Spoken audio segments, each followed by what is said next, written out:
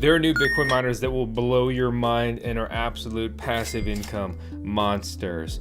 They just dropped the latest and greatest Bitcoin mining machines. Also, some other interesting Bitcoin mining and crypto mining infrastructure has been unveiled there as well. So these machines, just to get right to it, 300 terahash a second. Do you understand that if you compare the incoming Bitcoin miners performance to the last generation of Bitcoin miners, you're basically putting 3 Bitcoin miners into one, all right, and using a similar amount of electricity as just one miner. I'm Vosk. I work very hard to build my own mining farm. I also run the VoskCoin mining YouTube channel here with an incredible team and other support. So I hope you subscribe and let's start unpacking. Let's get to digging.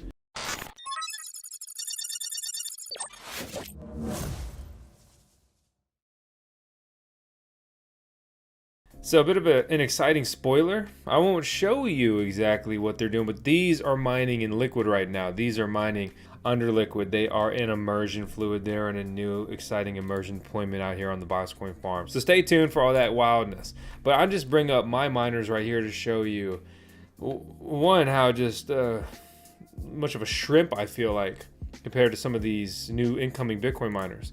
So I have basically 3 petahash. A couple of my miners are on other mining pools. At 3 petahash, right, that's gonna be like 10 of these new miners. I have 26 miners doing this. This one with the low hash rate basically doesn't matter count.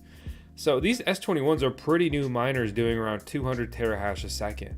But most of the previous generation miners hash somewhere around 100 to 140 terahash a second. You look at this ant rack that was loaded up with the new S21 XP Hydros. That's one of the new miner models we're going to be talking about today. So that's just a rack, basically like a server rack footprint, mining 1,900 terahash a second. I got a whole farm. I got all kinds of infrastructure and deployment, just things going on, right? And then just you have something the size of your freaking closet, right? A small standard closet that basically nearly as powerful as my farm. It's crazy. The S21 XP Hydro mines at 473 terahash a second.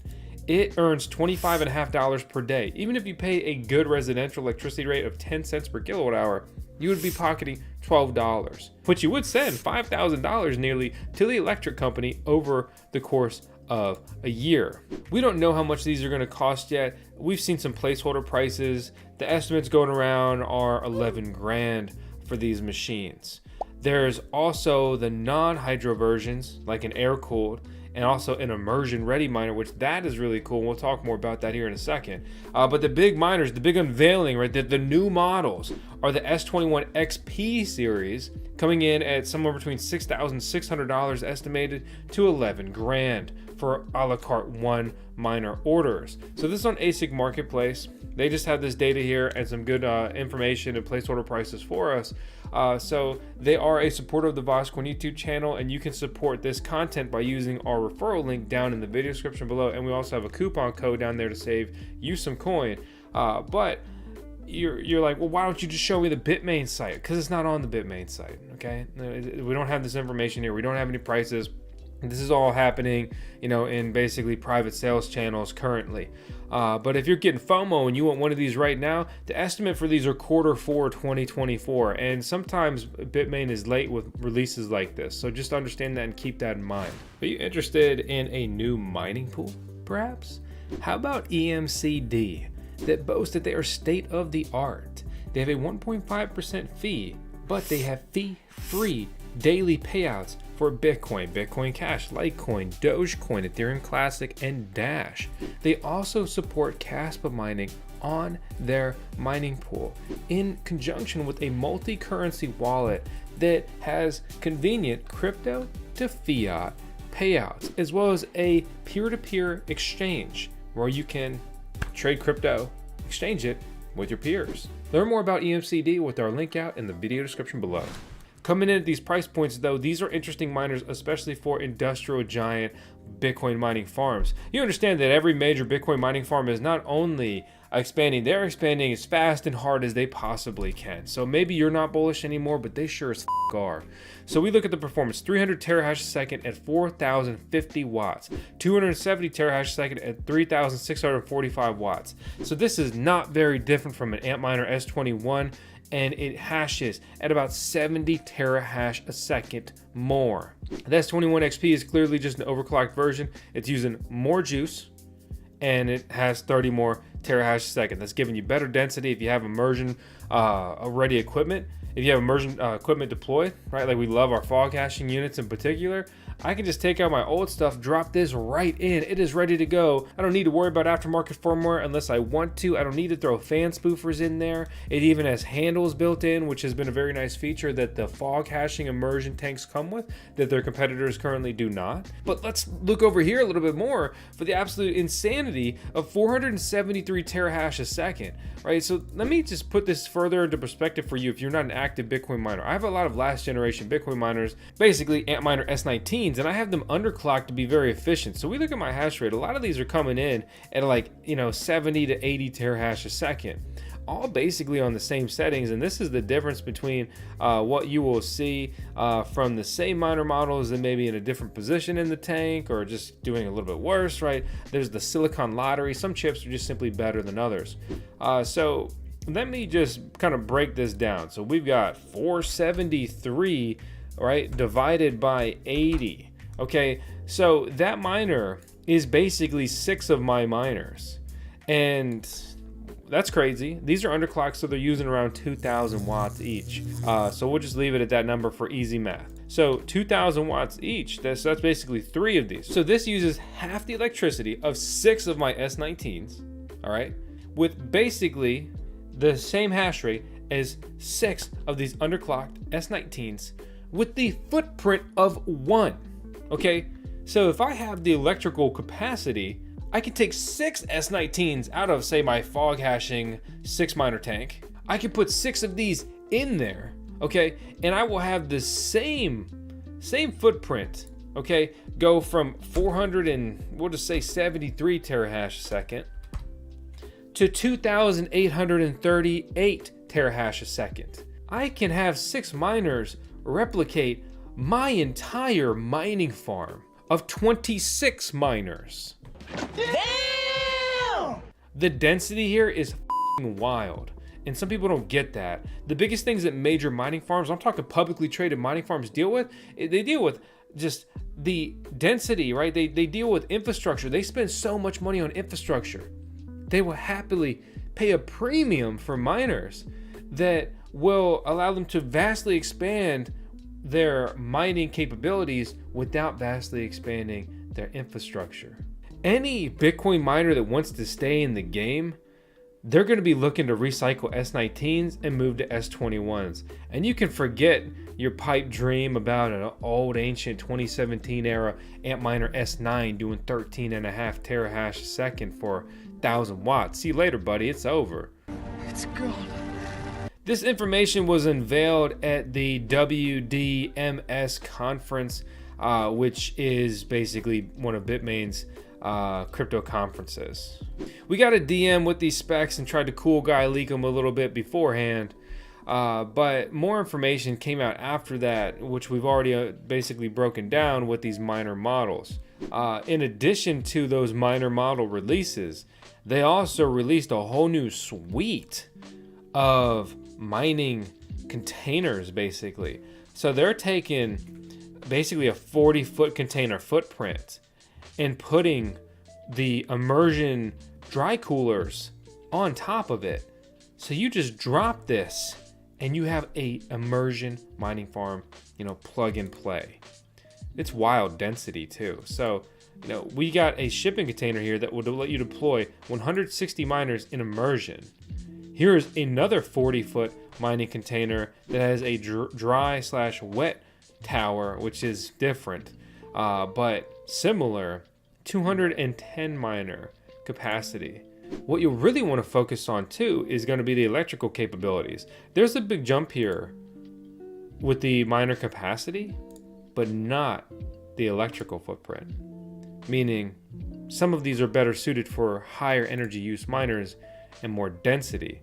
But wait, there's more. They got the HK3. So this has a dry wet tower and a dry tower. And we were even seeing mining equipment being, sold off the shelf, sort of, right? With a solar roof.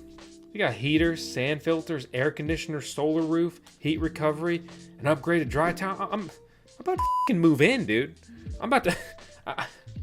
This is starting to get closer to a house than it is a mining farm. But seriously, right, like this sort of infrastructure that you can just order off the shelf like that, you understand that miner infrastructure manufacturers cannot keep up with demand.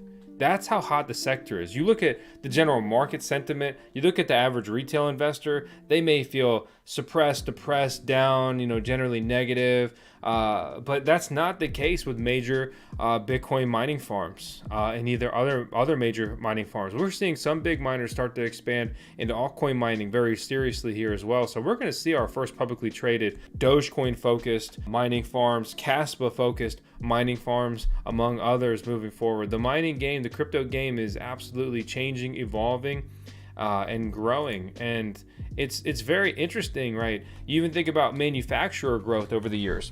We have a ready release here with a hydro model, an immersion model, and a classic air-cooled model. Let me just tell you that running a dry cooler is more efficient than running 2 high-powered fans on the front and back, so 4 fans per miner, than it is to just have this thing in a tank. Furthermore, you have 3 fans on the power supply that are consuming electricity as well.